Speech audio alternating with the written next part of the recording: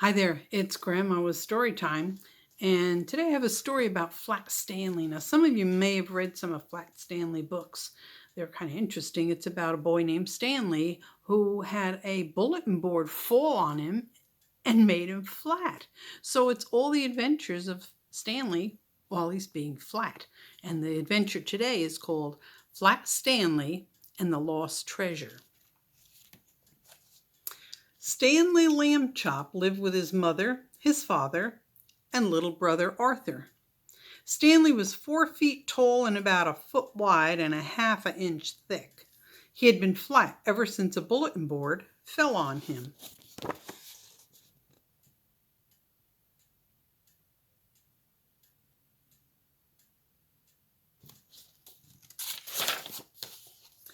Sometimes being flat was great, especially on trips. Stanley could fold himself up and get comfy anywhere.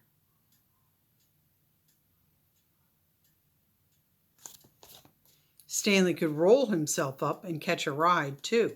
I wouldn't mind a ride, grumbled Arthur.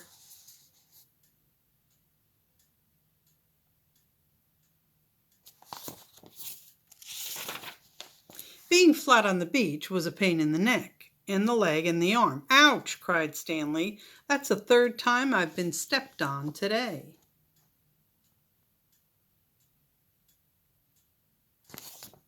Stanley brushed off the sand. Let's do something else, he said to Arthur. Want to go snorkeling? Sure, said Arthur.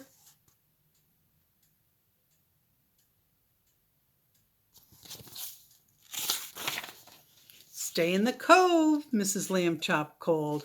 Okay, the boys agreed, pulling on their masks. Stanley splashed into the sea. Last one in is a rotten egg. No fair, said Arthur. You don't have to put fins on. Stanley grinned. It's not my fault I have them built in.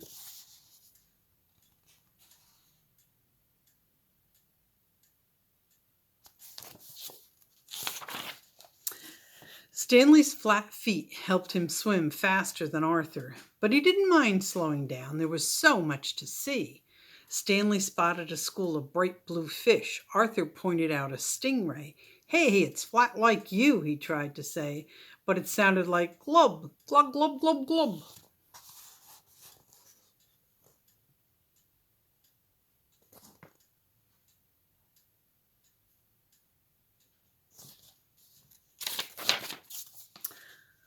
A small silver dolphin zipped past Stanley. It whirled around and swam back so close he could almost touch it. Swish! The dolphin raced ahead again. It looked back at the boys as if it wanted them to come along. Stanley looked at Arthur. Arthur nodded eagerly. The boys kicked hard and followed the dolphin to the end of the cove.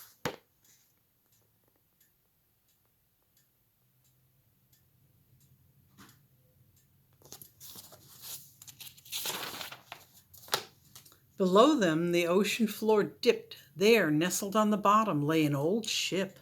The dolphin dived down. The boys took deep breaths and dived down too. They couldn't believe what they saw. The ship's sails were torn, its nets were tangled, but in the middle of the wreck sat a chest of gleaming gold.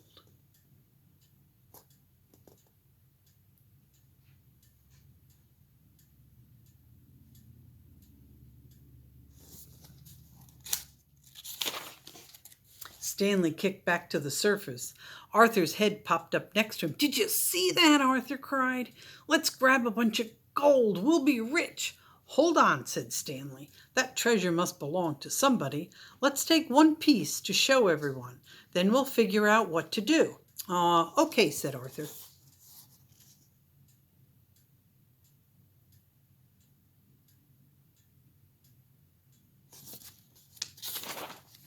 Just then a wave slapped Stanley, then another. It's getting choppy, he said. I think it's going to storm. Wait here, Arthur. I'll hurry and get the gold.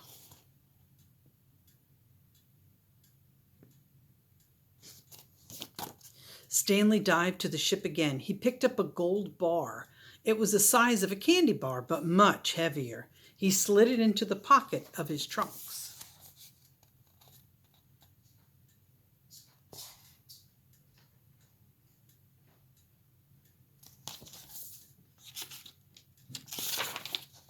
Stanley was about to head back up when he saw the dolphin. Its tail was caught in an old fishing net on the ship. I've got to help, thought Stanley, before we both run out of breath.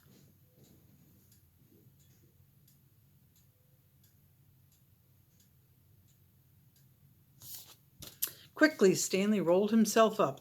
He tried to slide through a hole in the net, but something got stuck. The gold bar. Stanley yanked it out of his pocket and tossed it away.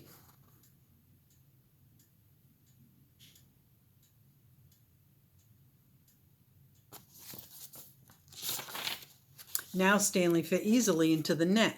He used his flat fingers to pry the rope off the dolphin's tail. The little dolphin was free.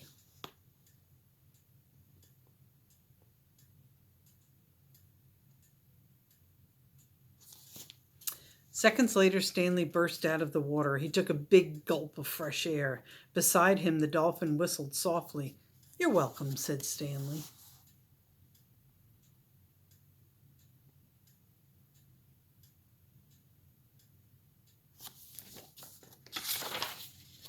"Stanley," yelled Arthur, "help!" The water wasn't choppy now. The wind wasn't just choppy now. The wind was whipping it into wild waves.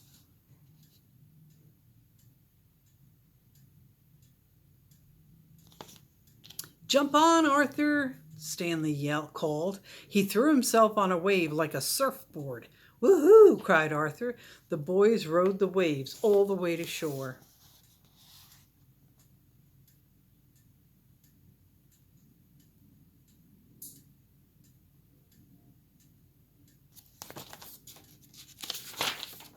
By morning, the storm had passed. Stanley and Arthur took their parents to see the shipwreck. "It was here, really," said Stanley. Mr. and Mrs. Lambchop peered into the water.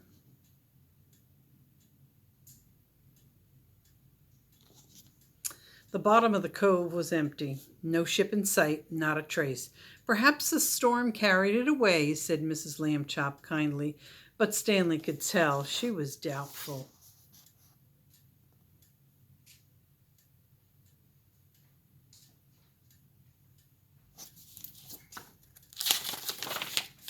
"Too bad you didn't keep that gold," muttered Arthur. "Then we'd have proof."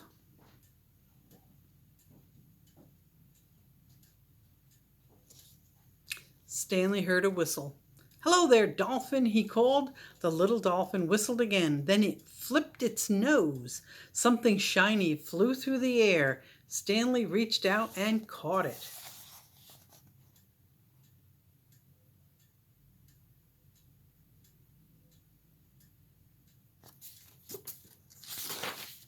Stanley smiled.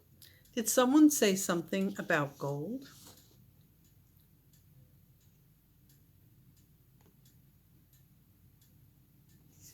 So the end. So this dolphin helped Stanley out because Stanley had helped the dolphin.